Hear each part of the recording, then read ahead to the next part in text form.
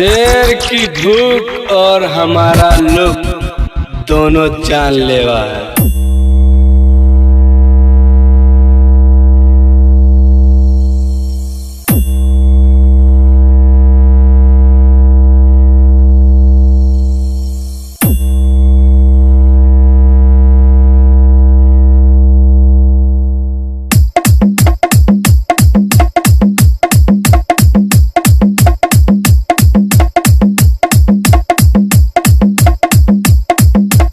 किसी नंबर 1 में दम जो अपने बाप के सामने आए।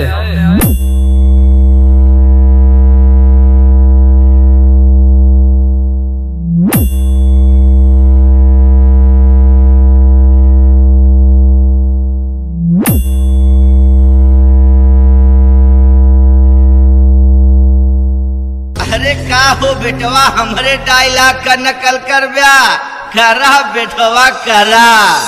काहे की बेटवा तो हर सबे का आदत ही है या जहाँ हम खा ले हुआ जाए के चाट ला और जहाँ हम हग दे हुआ जाए के उठा लिया और खा कैसे का सारा।